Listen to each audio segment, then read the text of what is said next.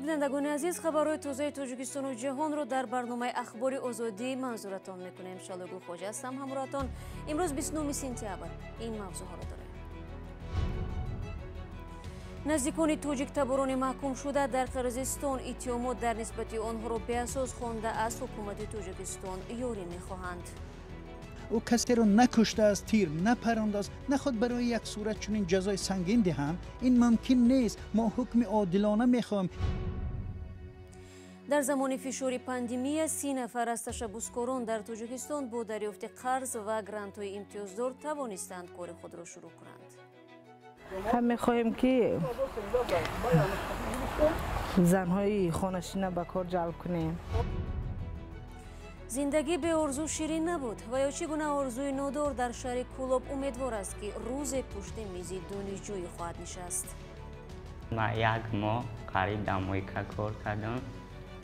بعد پاسپورت من گرفتم با یک دنگ داوی بسیار.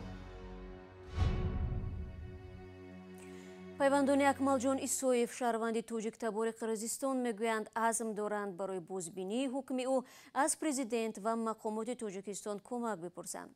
ایسویف با 2 نفر دیگر که نیز از تاجیک تباران قرقیزستان میباشند هفته گذشته با حکم دادگاه ناحیه لیلک به زندان محکوم شدند. دادگاه آنها را به صادر کردن جنایت هنگام نیزوی مسلحانه ماه اپریل در سرحد تاجیکستان و قرقیزستان گناهکار شناخت. ادعایی که نزدیکان محکوم شده ها با شدت رد میکنند. ادامه موضوع در گزارش کیومرث عطا.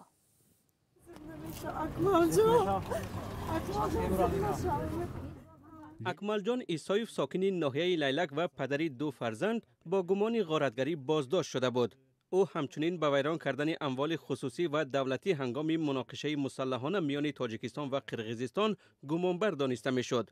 دادگاه لیلک روز 21 سپتامبر او را به 15 سال زندان محکوم کرد. نزدیکانش میگویند که او بیگناه است. من نمیدانم که چه خیل مفتشان در حوله ما در داخل جویک پمیدار مواد مخدر یافتند. در نوار فوری هم لحظه کشف شدن مواد مخدر پررنگ نمی نماید. همه این ساخته است. در متن پرونده درباره 2 مفتش گفته می شود، اما در اصل مفتشان 5 نفر بودند و یگانه نانآور خانه است. پدرمان فوتیده است، مادرمان بیمار است و او 2 فرزند دارد.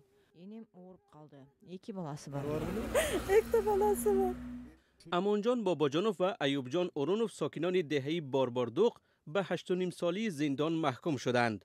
ایوب جان 6 سال پیش ازدواج کرد. زوجه او حامله شده نمی توانست و آنها برای معالجه به تاجیکستان و ازبکستان می رفتند. بنابر مهلت طولانی معالجه آنها مجبور شدند خود را موقتا در قید تاجیکستان گذارند. به گفته پدرش او در غارتگری دست نداشت. دادگاه او را به 8.5 سال زندان محکوم کرد. گفته بودند یاری میدهند، بیماری را به نظر میگیرند. نمیدانم آینده چی کار کنم. پسرم در وقت مناقشه اینجا بود. او را به ماشین همسایه که دزدیده شده بود به تاجیکستان بردند. ماشینی که دیگران دزدیدند برگرداند، اما به جای رحمت او را عیبدار کردند. این ماشین را یک ساکن تاجیکستان با نام شوکت دزدیده است. خوب زنده باشیم میبینیم چی میشود. این شهروندان را مقامات حفظ حقوق قرقیزستان بازداشت کردند. به گفته تفتیشات کار آنها در دوربین‌های نظارتی ثبت شده است. با حکم دادگاه ناحیه لیلک از 14 سپتامبر با جرم جنایت علیه صلح 2 شهروند تاجیکستان عبدالرازق عبدالقهارov و اسکر یونسوف به حبس ابد و پرداخت جریمه محکوم شدند. به ادعای مفتشان عبدالرازق عبدالقهارov روز مناقشه به تاجیکستان به نزد پدرش گریخته است. مفتشان میگویند در تلفن دستیش عکس‌هایی را یافتند که او با نظامیان تاجیک است. نظامی‌ها از پسر من طلب کردند که خانه را خالی کند و او را تاجیکستان فرستادند.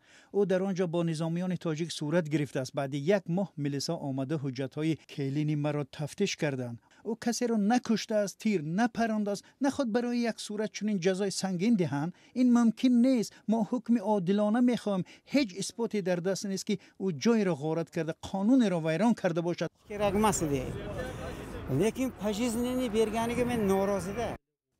در مناقشه مرزی در دهه بارباردوق اموال خصوصی را آتش زده خانه ها را غارت کردند. جبردیدگان طلب دارند که برای این کار کسی باید جواب گوید. در مناقشه مسلحانه مرزی در پایان ماه اپریل 36 شهروند قرقیزستان و 19 شهروند تاجیکستان کشته شدند. در هر دو طرف ده‌ها خانه و اموال دیگر دولتی و خصوصی از بین رفت. دادستان‌های کل دو کشور از روی این حادثه پرونده جنایی گشودند.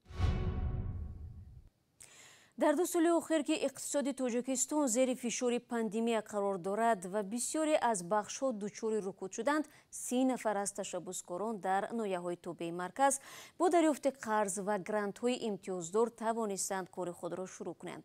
سال 2020 رادیوی آزادی درباره این برنامه گزارش داده بود که موافق آن به هر نفری که نیت صاحبکاری دارد تا 200,000 سومانی می‌دهند که نصف از آن کمک به بازگشت و نصف دیگر قرضی با امتیاز است. عبدالله اشورف ادامه می‌دهد. بکزاد علیبکوف ساکن ترسونزاده یکی از آنها است که از امکانات این برنامه استفاده کرد. وی تا چند ماه پیش یک کشاورز عادی بود. توسط این لایحه 100,000 سومانی گرانت و 100,000 قرض امتیازدار دریافت کرد و با آن تراکتور MTZ 82 خرید و اکنون به حیث کرایه‌کار با این تجهیزات کار میکند و میتواند برای خود و خانواده‌اش درآمدی بیشتر آورد. پیش از تراکتور گرفتم من در امو کلغوز حقیقت تراکتورچی کار میکردم. بعد همین لایحه ما در پیشنهاد کرد شناس شدیم، باز کار کرد سادیم، خدا را شکر رحمت همه ساز نرمانه پرس کرد سادیم، انشالله نصیب کرده باشه. بعد پرس این زمینای جوش میکنیم، کیش میکنیم. زنان، جوانان و معیوبان در این لایحه برتری دارند و میتوانند از آن بهره برند. شیرین گل نورова یکی از دیگر کشاورزان است که با استفاده از پول این لایحه گرمخانه بنیاد کرده است و میخواهد در فصل سرما پالزی ها را به بازار برآورد. تا شروع این لایحه خانه نشین بود، ولی اکنون نه تنها خود بلکه زنان دیگر را نیز با کار تامین کرد.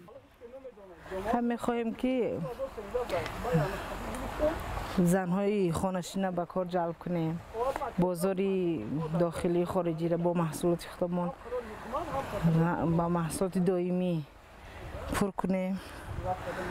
خیلی چیز زندگیمون باید بلند برداریم.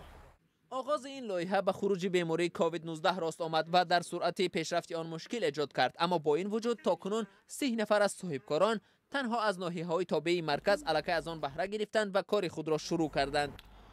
تا حال در ناحیه تابع جمهور بهره‌گیرندگان همین برنامه زیاده از 30 نفر شدگی‌اند که گرانتشون گرفته کارشون فعالیتشون سر کردند.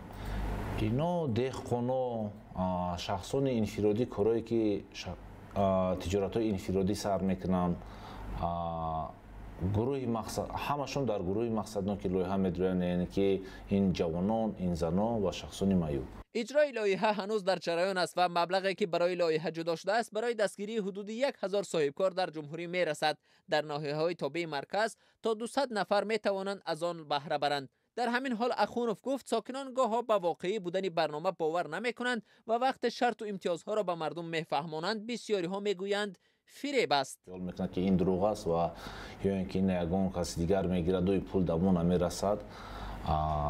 هر یک شخصی که در گروه مقصدناک هستند، این زنها، جوانها و شخصانی که امکاناتشون محدود میتونن بهره گیرنده همین لایحه شوند. برنامه با 11 میلیون دلار بانک جهانی راهاندازی شده. مرکز تطبیق لایحه دسترسی به مبلغ گذاری سبز و رشدیده‌ها در وزارت مالیه آن را اجرا می‌کند. این برنامه عین زمان در ناحیه‌های تابع مرکز و ولایت‌های سوخت و ختلان عملی می‌شود. برای اجرای این برنامه در 13 ناحیه تابع مرکز تشکیلات غیر دولتی پیش صف کار شریک انتخاب شده است.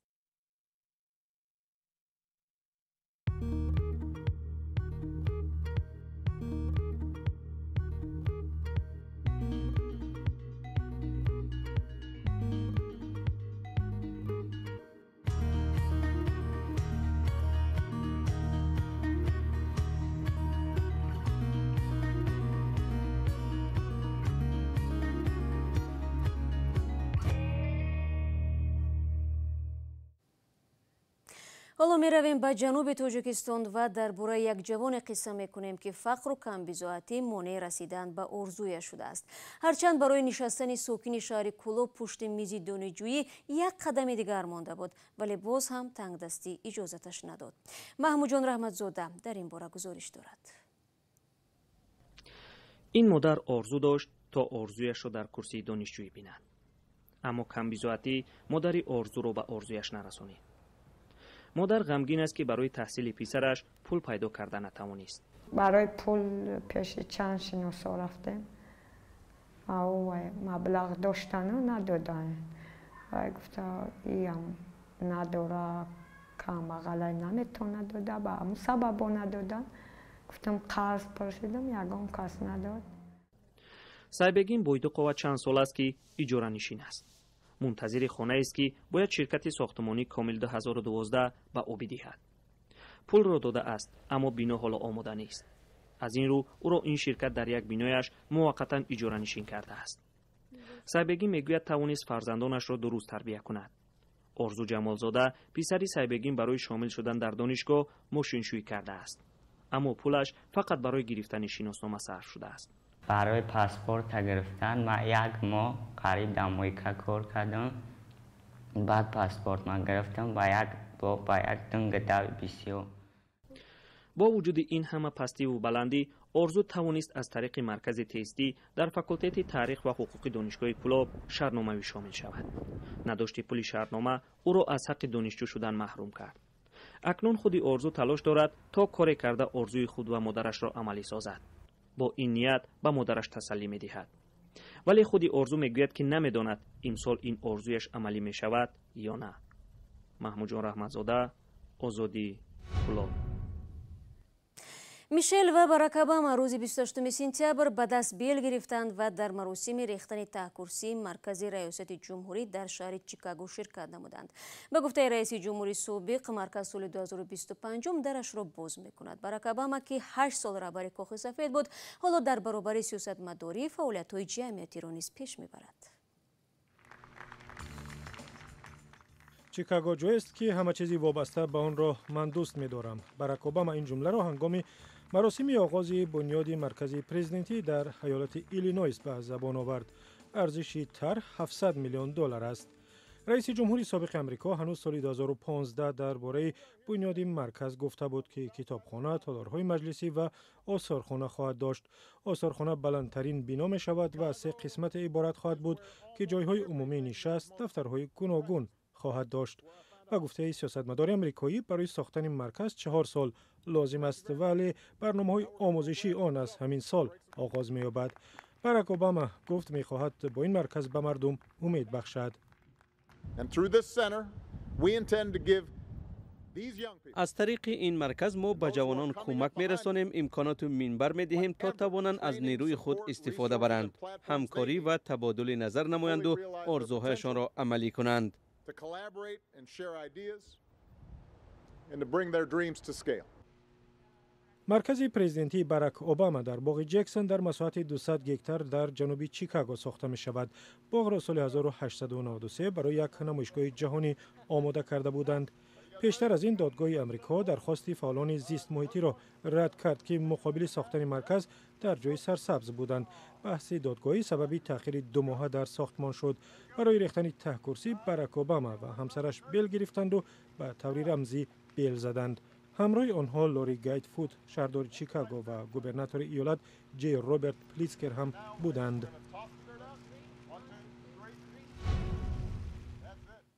و در دوشنبه نقشه مویکوبی بر ضد بیماری کرونا بیش از 100% اجرا شده است. وزارت تندرستی تاجیکستان با اعلان این خبر میگوید فعلا در کشور در عموم تقریبا 2,400,000 نفر واکسن گرفتند که بیش از 41% را تشکیل میدهد.